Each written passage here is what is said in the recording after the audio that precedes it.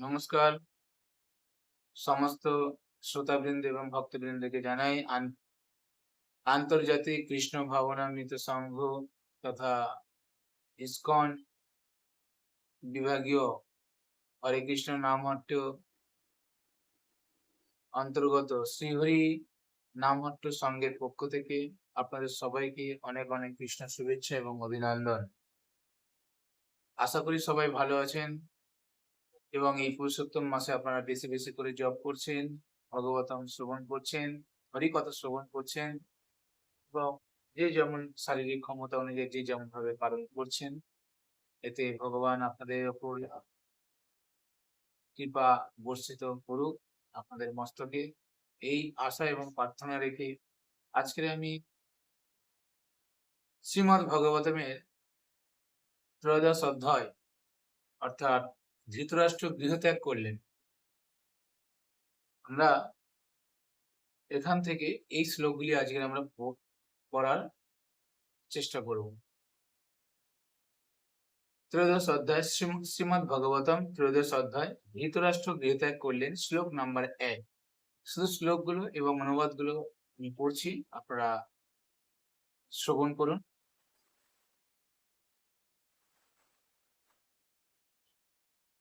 সুত উবাচ বিদুরতীর্থ যত্রয়াম মৈত্রেয়া দত্মনো গতিম জ্ঞাত্তা অগত্য হস্তিনাপুরম তয়া অভক্ত বিবিচ্ছিত। অনুবাদ: শ্রী সুত গোস্বামী বললেন, তীর্থ পর্যটন কালে মহর্ষি মৈত্রেয়ের কাছে জীবের পরম গতি সম্বন্ধে জ্ঞান লাভ করে বিদুর হস্তিনাপুর নগরে ফিরে গেলেন। তিনি ইষ্ট বিষয়ক সমস্ত জ্ঞান লাভ করেছিলেন। শ্লোক নাম্বার 2। যাবত কৃতবান প্রশ্নান ক্ষত্তা কৌশলাবব্রত জাতক ভক্তির গোবিন্দে তেভাশ্চ পররাম হ। অর্থাৎ মৈত্র মুনির কাছে নানা রকম প্রশ্ন করে শ্রীকৃষ্ণের প্রতি ঐকান্তিক ভক্তি লাভ করার পর আরো প্রশ্ন করা থেকে বিদুর বিরত হলেন। শ্লোক নাম্বার 3 এবং 4। তম বন্ধুম আগতম দৃষ্টা ধর্মপুত্র সহানুজ ধৃতরাষ্ট্র যুযুৎসু চ সুত শারদত্ত পৃথা গন্ধরী দ্রৌপদী ব্রহ্মণ সুভদ্রা চ উত্তরা কৃপা অন্য চ জাময়া পাণ্ডু জ্ঞাতয়া সসুতা স্ত্রিয়। যখন বিদুরকে প্রাসাদে ফিরে আসতে দেখলেন, তখন সমস্ত গৃহবাসী, মহারাজ যুধিষ্ঠির, তার কনিষ্ঠ ভ্রাতারা ধৃতরাষ্ট্র, সাত্যকী, সঞ্জয়, কৃপাচার্য, কুম্ভী, গান্ধারী, দ্রৌপদী, সুভদ্রা, উত্তরা, কৃপি, কৌরবদের আরো অনেক পত্নীগণ এবং সন্তান আদি সহ অন্যান্য মহিলারা সবাই মহানন্দে দ্রুত সেখানে এলেন। মনে হচ্ছিল যেন দীর্ঘকাল পর তারা আবার তাদের চেতনা ফিরে পেলেন। অর্থাৎ এখানে একটা কথা না বললে নয়, বিদুর তিনি গৃহত্যাগ যখন করেছিলেন, কেন না দুর্যোধনের নানান অশ্লীল কথাবার্তা, তাকে অপমানিত করা, এবং যেহেতু বিদুর শূদ্রের পুত্র ছিল, অর্থাৎ অম্বালিকার যে দাসী, সেই দাসীর পুত্র ছিল এই বিদুর, যিনি কিনা বেদব্যাসের ঔরসে তিনি জন্মগ্রহণ করেছিলেন। তো এই বিদুরকে নানান রকম ভাবে অত্যাচারিত হতে হয়েছিল মানসিক ভাবে। তাই সেই জ্বালা যন্ত্রণা সহ্য করতে না পেরে ছোটবেলা থেকে যাদেরকে মানুষ করেছে তাদের কাছ থেকে যদি জ্বালা যন্ত্রণা পায়, তাহলে কার ভালো লাগে? ঠিক তেমনি বিদুর চতুর আশ্রমের যে তৃতীয় নিয়মটা রয়েছে বানপ্রস্থ, তিনি বানপ্রস্থে চলে গেলেন এবং বিভিন্ন তীর্থে তীর্থে তিনি ভ্রমণ করতে লাগলেন। কিন্তু একসময় তার মনে হলো যে যেহেতু কুরুক্ষেত্রের যুদ্ধে শেষ, এখন সব শান্ত, দুর্যোধনও নেই, কোনো দুষ্ট লোক নেই, কেবলমাত্র পাণ্ডুর সমস্ত বংশরা রয়েছে। তো এখানে বিদুর এতটাই ভালোবাসতো হস্তিনাপুর সমস্ত গ্রামবাসী বৃন্দ থেকে আরম্ভ করে তার আত্মীয় স্বজনদের সবাইকে ভালোবাসতো। এত অন্যায় অত্যাচার, মানসিক টর্চার পাওয়ার পরেও সে ভোলেনি তাদের কথা। সে ভাবলেন যে এখন আমার হস্তিনাপুরে যাওয়া দরকার এবং ধৃতরাষ্ট্রকে মুক্তি লাভের পথ দেখানোর আমার উচিত। তাই তিনি হস্তিনাপুরে যখন তিনি প্রবেশ করছেন, তখন পাণ্ডবদের বা সেই হস্তিনাপুরের সমস্ত রানীরা, মহর্ষিরা সমস্ত নারীগণেরা বিদুরকে দেখে সবাই আশ্চর্যান্বিত হলেন এবং সবাই আনন্দ উৎসব করলেন যে বিদুর ফিরে আসছে, বিদুর ফিরে আসছে। একজন বয়স জ্যেষ্ঠ, সব্বার থেকে বয়স বেশি, অর্থাৎ ধৃতরাষ্ট্রের মতো বয়স, একজন বয়স্ক কেউ যদি বাড়িতে আসে সেটা যেমন ভালো লাগে, ঠিক তেমনি এই সময় বিদুর যখন আসছেন, কিন্তু বিদুরের উদ্দেশ্য কি ছিল এটা বললে চলবে না। বিদুরের উদ্দেশ্য ছিল ধৃতরাষ্ট্রকে কিভাবে মুক্তি প্রদান করা যায়, কিভাবে ভগবানের বাণী শুনিয়ে তাকে গৃহ থেকে তাকে টেনে কারণ তার তো আর আগে পিছনে কেউ নেই, তাকে এখন ঘর থেকে বেরিয়ে নিয়ে আসতে, তাকে ঘর থেকে এখন বের করতে হবে, বের করে তাকে প্রকৃত ভগবত সন্ধান তাকে দিতে হবে। এটাই হলো প্রকৃত ভক্তের কাজ, যে সে নিজে উদ্ধারের জন্য নয়, সে পশু পাখি জন্তু জানোয়ার এবং তার আত্মীয় স্বজন সবাইকে উদ্ধার করবার জন্য তার যত দূর পর্যন্ত যাওয়া দরকার সে তত দূর পর্যন্ত সে যাবে, এটা মাথায় রাখতে হবে। তো সেই জন্য বিদুর যখন এখানে আসলেন তখন দ্রৌপদী, সুভদ্রা, উত্তরা, কৃপি অর্থাৎ কুন্তী দেবী, কৌরবদের আরো অনেক প্রতিনিধিগণ এবং সন্তান আদি সহ মহিলারা সবাই মহা আনন্দে দ্রুত সেখানে এলেন। মনে হচ্ছিল যেন দীর্ঘকাল পর তারা আবার তাদের চেতনা তারা ফিরে পেল। অর্থাৎ এক সময় এই চেতনাকে জাগ্রত করতো, জাগ্রত চেতনা যিনি মূল স্রষ্টা ছিলেন সে হলো বিদুর। কারণ বিদুর সমস্ত রকম অন্যায় কাজগুলোকে বা দুর্যোধনের দ্বারা ঘটিত যে সমস্ত কাজগুলোকে একমাত্র যদি প্রোটেক্ট করতো সেটা হলো এই বিদুর। শ্লোক নাম্বার 5। প্রতি উযুগ্ম প্রহর্ষেণ প্রাণম তন্ন ইব আগতম অভিসঙ্গম বিবিবদ পরিসন্ন অভিবাদনই। যেন তাদের দেহে পুনরায় প্রাণ ফিরে এসেছে, এইভাবে পরম আকুলতার সঙ্গে তারা সকলে আনন্দে তার কাছে ছুটে গিয়েছিলেন। তার পরস্পর বিধিবৎ প্রণতি নিবেদন করছিলেন এবং পরস্পরকে আলিঙ্গন করে অভ্যর্থনা জ্ঞাপন করছিলেন। শ্লোক নাম্বার 6। মমুচু প্রেমা বাষ্পঘম বিরহ উৎকণ্ঠ কাতর রাজা তমহ অঞ্চক্রি কৃতসান পরিগ্রহম। উৎকণ্ঠা এবং দীর্ঘ বিচ্ছেদের ফলে তারা সকলে স্নেহের বসে কাঁদতে লাগলেন। মহারাজ যুধিষ্ঠির তখন উপবেশনের আসন প্রদানের আয়োজন করলেন এবং অভ্যর্থনা জানালেন। শ্লোক নাম্বার 7।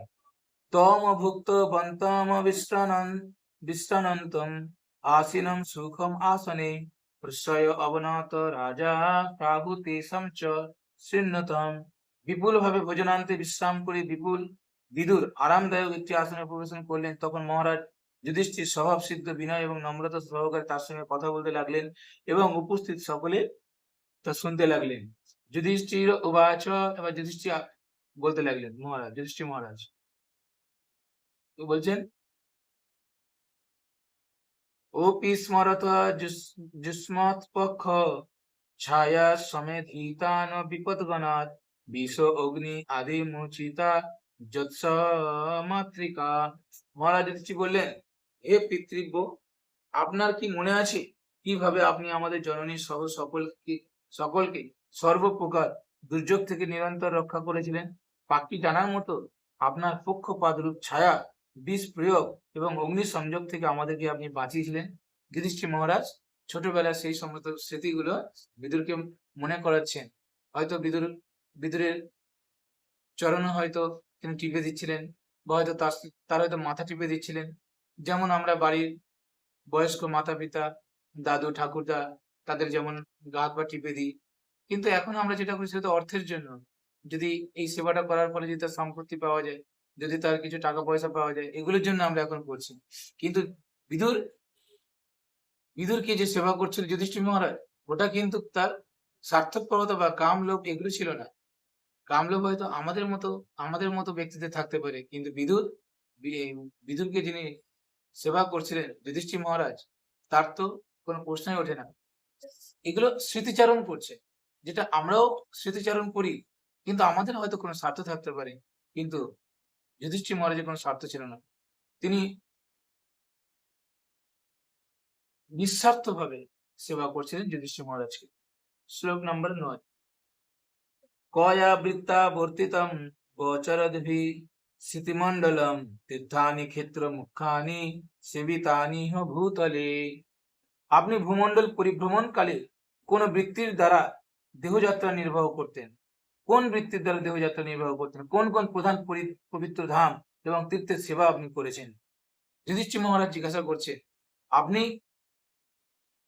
আপনি ভূমণ্ডলে পরিভ্রমণকালে কোন বৃত্তির দ্বারা দেহযাত্রা নির্বাহ করতেন? আপনি কি করে জীবনযাপন করতেন? আর কি বলছে, আপনি কোন কোন পবিত্র ধামে আপনি গেছেন, সে তীর্থের সেবা আপনি করেছিলেন কিনা, এই সমস্ত প্রশ্ন করছে। শ্লোক নম্বর 10। ভগবদীদা ভগবতাস্তীর্থ ভূতা স্বয়ং বিভ তীর্থি কুর্বন্তি তীর্থানি শান্ত শান্তস্তেহ গদাভৃতা। হে প্রভু, আপনার মতো মহান ভগবত ভক্তরাই স্বয়ং পবিত্র তীর্থধাম স্বরূপ, কারণ আপনার হৃদয়ে অবস্থিত গদাধারী পরম পুরুষোত্তম ভগবানের পবিত্রতা বহন করে সমস্ত স্থানকে তীর্থ পরিণত করে থাকেন। অর্থাৎ দেখুন, যুধিষ্ঠির মহারাজ কত সুন্দর কথা বলছেন।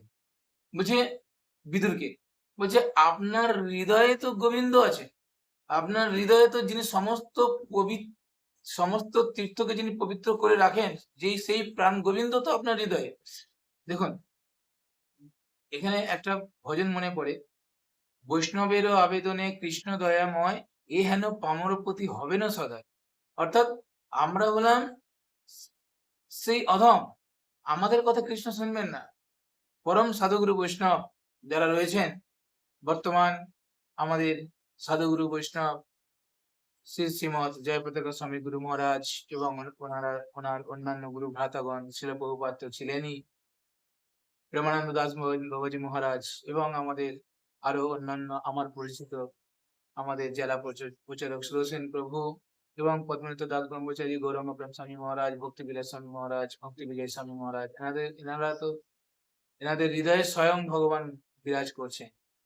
তো এনাদের কথা যদি আমরা সত্যি কায় মনোভাবকে যদি আমরা শ্রবণ করতে পারি এবং জীবনে যদি আমরা একটা শব্দাংশ যদি আমরা আমাদের জীবনে ইউটিলাইজ করতে পারি, তাহলে আমাদের জীবন অবশ্যই ধন্য।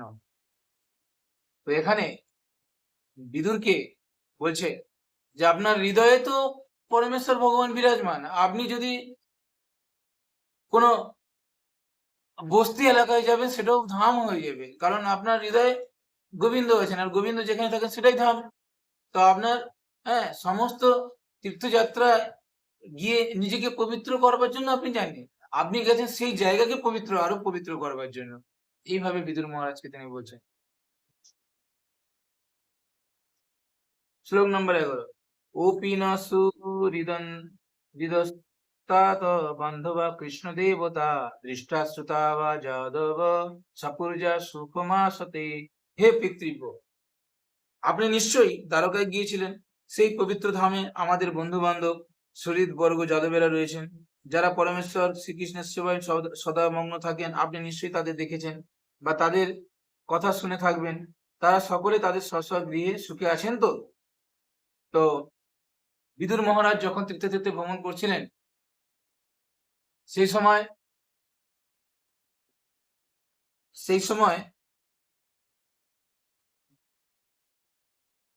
সময় পবিত্র ধাম আমাদের বন্ধু বান্ধব, অর্থাৎ সেই সময় তিনি দ্বারকায় গিয়েছিলেন কিনা সেই কথা জিজ্ঞাসা করলেন। কাকে?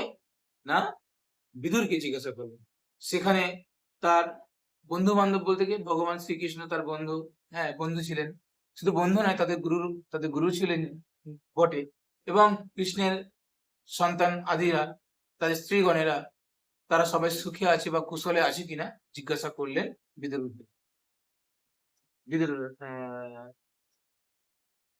মহারাজকে। শ্লোক নম্বর 12।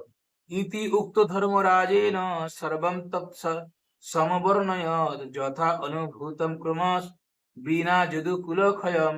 এইভাবে ধর্মরাজ যুধিষ্ঠির প্রশ্ন করলেন, মহাত্মা বিদুর যদুবংশ ধ্বংসের সমাচার ছাড়া ব্যক্তিগতভাবে যেসব অভিজ্ঞতা তিনি লাভ করেছিলেন তা ক্রমশ বর্ণনা করলেন। দেখুন, এখানে সুধ গোস্বামী কিন্তু একটা কথা বললেন যে এইভাবে ধর্মরাজ যুধিষ্ঠির প্রশ্ন করলেন মহাত্মা বিদুরের যদুবংশ ধ্বংসের সমাচার ছাড়া ব্যক্তিগতভাবে যেসব অভিজ্ঞতা তিনি লাভ করেছিলেন তা ক্রমশ বর্ণনা করলেন।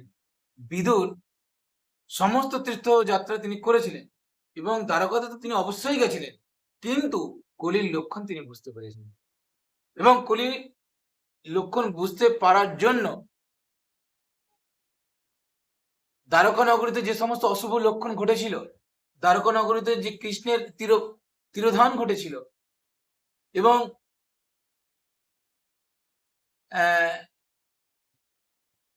যে কৃষ্ণের যে পত্নীরা ছিল তারাও যে বিপদগামী হতে যাচ্ছে, এবং সেখানে নগরী যে দ্বারকার সমুদ্রের তলায় চলে যেতে বসেছে, সেই কথাগুলি তিনি বললেন না যুধিষ্ঠির মহারাজকে। কেন? কারণ যুধিষ্ঠির মহারাজ খুব কষ্ট পাবে। যুধিষ্ঠির মহারাজ যে তথাপি পরে তিনি শ্রবণ করেছিলেন, তার কাছ থেকে না, অর্জুনের কাছ থেকে। সেটা আমরা দেখব। অর্জুনের কাছে কিন্তু তিনি সমস্ত ঘটনাগুলো শুনবেন যুধিষ্ঠির মহারাজ, এবং তখন খুব খুব ব্যথিত হয়ে যাবে যে যে কৃষ্ণের যে পত্নীগণেরা অর্জুনের সঙ্গে আসছিল, সমস্ত শূদ্রগণেরা, তারা কৃষ্ণের পত্নীকে হরণ করে নিয়ে যাচ্ছে, অর্জুন কিছু করতে পারছে না। হ্যাঁ, তো যদিও কিছু কিছু শাস্ত্রের বর্ণনা করা হয়েছে যে এই যে শূদ্রগণেরা বা এই যে ভূত পিশাচগণেরা যে সমস্ত ডিস্টার্ব করছিল, অসুবিধার সৃষ্টি করছিলেন, এগুলো কেউ না, এগুলো স্বয়ং কৃষ্ণই এগুলো করছিলেন। কৃষ্ণ রূপে তারা এই কৃষ্ণই করছিলেন সেই সমস্ত বিভিন্ন রূপ ধারণ করে। তো এটা কলিযুগ আসন্ন, হ্যাঁ, তো দাপর যুগে তো পতন ঘটবেই। তো সেই জন্য হয়তো এরকম ঘটনা ঘটেছিল যে দ্বারকা পুরো সমুদ্রের তলায় চলে গেছে, কৃষ্ণের সন্তানেরা একে অপর, হরে কৃষ্ণ প্রভু, তো একে অপরের প্রতি যে যুদ্ধ করছিল, সেই প্রভু 10 মিনিট বসুন, আমি একটা লাইভে ক্লাস হচ্ছে, আমি ক্লাস 10টা মিনিট।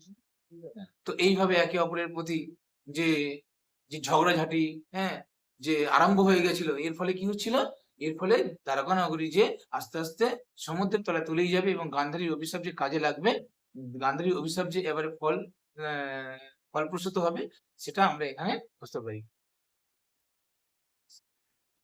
আর কি বলছে শ্লোক নাম্বার 13, ননু অপ্রিয়ম দুর্বিষহম নৃণাম স্বয়ং উপস্থিতম আবেদয়ৎ করুণা দুঃখিতম দৃষ্টম অক্ষম। করুণাময় মহাত্মা বিদুর কোন সময় পাণ্ডবদের দুর্দশা দেখতে পারতেন না, তাই তিনি অপ্রিয় আর অসহনীয় এই ঘটনার কথা প্রকাশ করলেন না, কারণ দুর্যোগ আদি আপনা হতেই আসে। শ্লোক নম্বর 14, কিঞ্চিত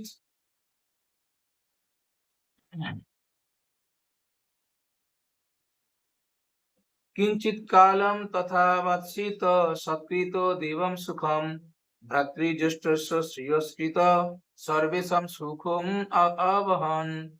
এইভাবে মহাত্মা বিদুর তার জাতিবর্গের সকলের কাছে ঠিক দেবতুল্য মানুষের মধ্যে সমাদৃত হয়ে কিছুদিন সেখানে রইলেন, যাতে তার জ্যেষ্ঠ ভ্রাতা ধৃতরাষ্ট্রের মনোবৃত্তির পরিবর্তন করতে পারেন এবং তার দ্বারা অন্য সকলেরও প্রীতিবিধান করা যায়। শ্লোক নম্বর 15,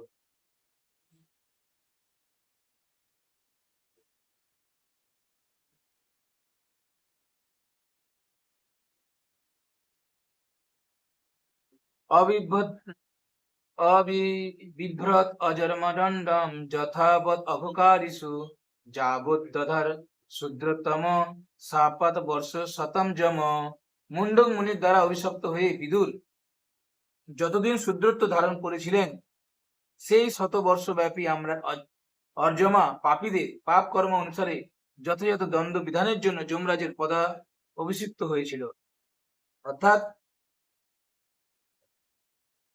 মুন্ডক মুনির দ্বারা অভিশপ্ত হয়ে বিদুর যখন এই মর্তলোকে এসেছেন, তার মানে তার লোক ফাঁকা, সেখানে এখন কে বিচার করবে সমস্ত পাপীদের? সেখানে যমরাজের পদাভিষেক হয়েছিল। যুধিষ্ঠির মহারাজ তো তিনি তো বিদুর রূপে এখন আমাদের সংসারে রয়েছেন মর্তলোকে, তাহলে ওখানে কাকে সাক্ষী রেখে, কাকে সামনে রেখে পাপীদের বিচার হবে?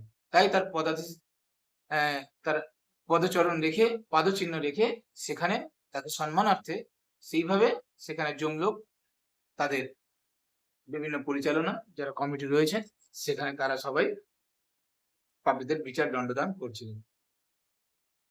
তো আজকে শ্লোক নাম্বার 15 পর্যন্ত থাকুক, আবার আগামী দিন আসবো। হরে কৃষ্ণ, জয় শিল প্রভুপাদ, জয় পাবন গুরুদেব কি জয়, জয় অনন্ত কুল বৈষ্ণব বৃন্দ কি জয়, জয় নিতাই গৌর সীতানাথ প্রেমানন্দে, হরি হরি বল।